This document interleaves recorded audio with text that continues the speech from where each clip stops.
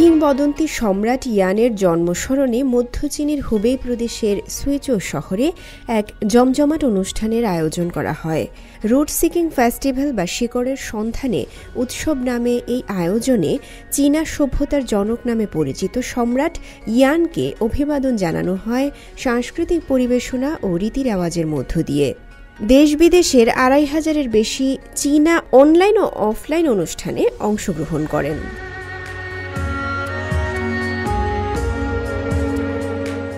অনুষ্ঠানে পূর্বপুরুষ স্মরণের ঐতিহ্যবাহী চীনা রীতিনীতি পালন করা হয়। শুক্রবার উৎসবটি শেষ হয়। উৎসবে ইয়ান্তি ঐতিহ্য সম্পর্কিত মন্দির মেলার আয়োজন করা হয়। বিশেষ প্রশাসনিক অঞ্চল হংকং ও ম্যাকাও থেকে আমন্ত্রিত তরুণরা উৎসবে যোগ দেন। সমস্ত চীনাদের সাধারণ পূর্বপুরুষ হিসেবে তিনি পরিচিত।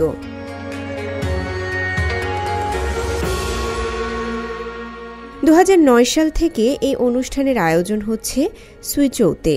এটি অবৈষয়িক সাংস্কৃতিক ঐতিহ্যের তালিকাতেও স্থান পেয়েছে।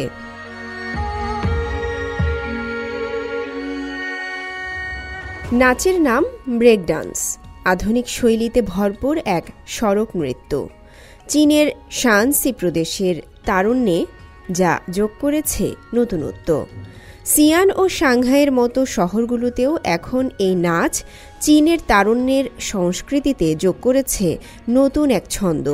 ১৯৭০ সালের দিকে যুক্তরাষ্ট্রে এই নাচের উদ্ভব ঘটে।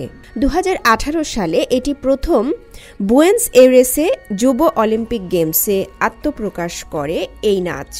পরে নতুন খেলা হিসেবে আত্মপ্রকাশ করে প্যারিস অলিম্পিকে।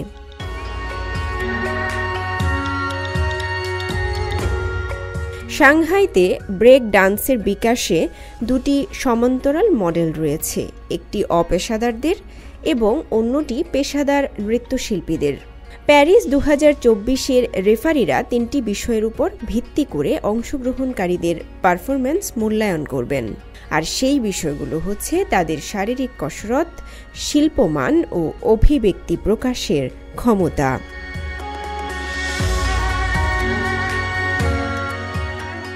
রওজায়ে জাবিদা ঐশী, সিএমজি বাংলা।